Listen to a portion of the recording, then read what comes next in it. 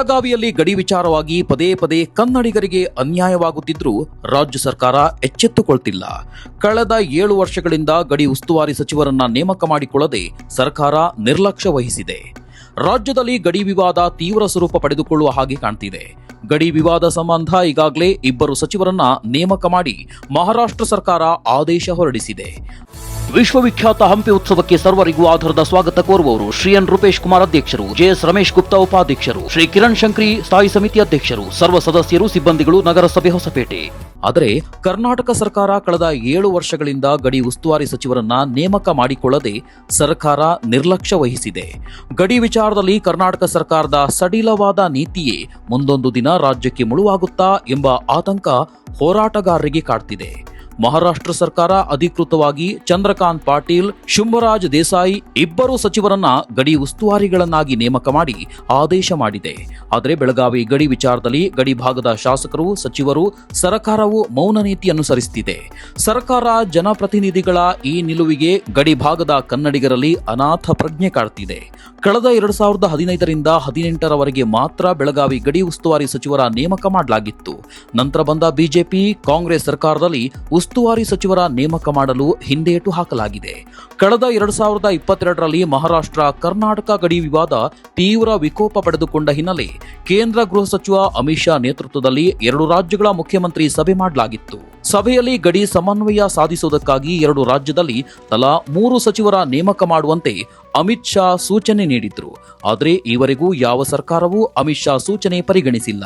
ಇದೇ ವಿಚಾರಕ್ಕೆ 2 ರಾಜ್ಯಗಳಿಗೆ ಕೇಂದ್ರ ಸರ್ಕಾರ ನೋಟಿಸ್ ಕೊಟ್ಟಿರುವ ಬಗ್ಗೆಯೂ ಮಾಹಿತಿ ಇದೆ. ಕರ್ನಾಟಕ ಮತ್ತು ಮಹಾರಾಷ್ಟ್ರ ನಡುವಿನ ಗಡಿ ವಿವಾದ ಪ್ರಕರಣ 2004ರಿಂದ ಸುಪ್ರೀಂ ಕೋರ್ಟ್ ಮುಂದೆ ಇದ್ರೂ ಸಹಿತ ಮಹಾರಾಷ್ಟ್ರ ಸರ್ಕಾರ ಗಡಿ ವಿವಾದದ ಬಗ್ಗೆ ಎಷ್ಟೊಂದು ಆಸಕ್ತಿ ವಹಿಸಿದೆ ಅಂದರೆ ನಿನ್ನೆ ಆ ಮಹಾರಾಷ್ಟ್ರದ 2 ಸಚಿವರನ್ನು ಗಡಿ ಉಸ್ತುವಾರಿ ಸಚಿವರನ್ನಾಗಿ ನೇಮಕ ಮಾಡಿ ಆದೇಶ ಹೊರಡಿಸಿದೆ.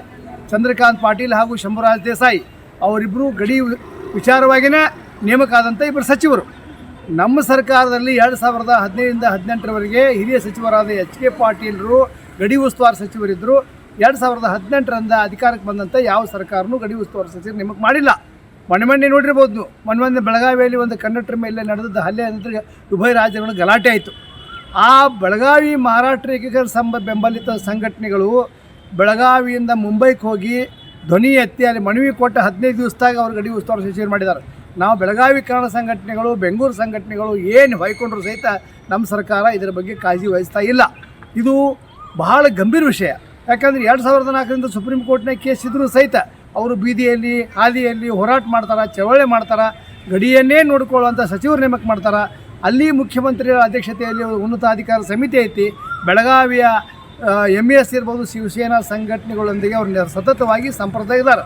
ನಮ್ಮ ಸರ್ಕಾರಕ್ಕೆ ಅನೇಕ ಸಲ ಒತ್ತಾಯ ಮಾಡಿದ್ರು ಸಹಿತ ಗಡಿ ಬಗ್ಗೆ ಅತ್ಯಂತ ನಿರ್ಲಕ್ಷ್ಯ ಮನೋಭಾವ ತೋರಿದ್ದಾರೆ.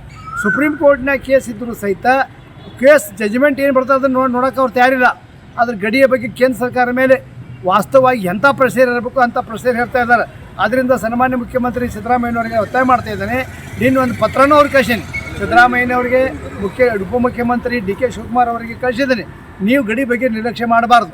ಒಮ್ಮೆಗೆ ಗಡ್ಡಕ್ಕೆ ಬೆಂಕಿ ಅಂತ ಬಾವಿ ತೋಡಿ ಕೆಲಸ ಮಾಡಬಾರ್ದು. ಮೊನ್ನೆ ಈ ಸಲ ಗಲಾಟೆ ಆದಮೇಲೆ ಮುಖ್ಯಮಂತ್ರಿಗಳು ಸಭೆ ಮಾಡಿದ್ರು. ಮಹಾರಾಷ್ಟ್ರ ಚೀಫ್ ಸೆಕ್ರೆಟರಿಗಳು, ಮಹಾರಾಷ್ಟ್ರ DGPಗಳು ಮಾತಾಡಂತೇಳಿ ನಮ್ಮ ಚೀಫ್ ಸೆಕ್ರೆಟರಿಗೆ, DGPಗೆ ಆದೇಶ ಮಾಡಿದ್ರು. ಇದಕ್ಕೆ ಏನಾದರೂ ಒಂದು ಪರಿಹಾರ ಹುಡುಕಬೇಕಾದ್ರೆ ಮೊದಲು ಹಿರಿಯ ಸಚಿವರಾದ ಎಚ್ ಕೆ ಪಾಟೀಲರನ್ನ ಗಡಿ ಉಸ್ತುವಾರಿ ಸಚಿವರನ್ನಾಗಿ ನೇಮಕ ಮಾಡಬೇಕು. ಮುಖ್ಯಮಂತ್ರಿ ಅಧ್ಯಕ್ಷತೆ ಒಳಗೆ ಒಂದು ಉನ್ನತಾಧಿಕಾರ ಸಮಿತಿಯನ್ನು ನೇಮಕ ಮಾಡಬೇಕು. ಮಹಾರಾಷ್ಟ್ರದ ನಿನ್ನೆಯ ಆದೇಶ ಅದು ಹೊರಬಿದ್ದೈತಿ. ಅವರಿಬ್ಬರು ಶಂಭರಾಜ್ ದೇಸಾಯಿ, ಚಂದ್ರಕಾಂತ್ ಪಾಟೀಲ್ ಗಡಿ ಉಸ್ತುವಾರಿ ಸಚಿವರಾದ ನಂತರ ಬೆಳಗಾವಿಗೆ ಬಂದು ಇಲ್ಲಿ ಸಂಘಟನೆಗಳನ್ನು ಪ್ರಚೋದನೆ ಮಾಡ್ತಾರೆ. ಇದನ್ನು ನಮ್ಮ ಸರ್ಕಾರ ಗಂಭೀರವಾಗಿ ತೆಗೆದುಕೊಳ್ಬೇಕಂತೇಳಿ ಈ ಸಂದರ್ಭದಲ್ಲಿ ನಾನು ಒತ್ತಾಯ ಮಾಡ್ತಾ ಇದ್ದೇನೆ. ಒಟ್ನಲ್ಲಿ ಸರ್ಕಾರ ಗಡ್ಡಕ್ಕೆ ಬೆಂಕಿ ಹತ್ತಿದಾಗ ಬಾವಿ ತೋಡುವ ಹೆಜ್ಜೆ ಇಡದೆ ಮುಂಜಾಗ್ರತಾ ಕೆಲಸ ಮಾಡಬೇಕೆನ್ನುವುದು ಕನ್ನಡ ಪರ ಹೋರಾಟಗಾರರ ಒತ್ತಾಯವೂ ಆಗಿದೆ.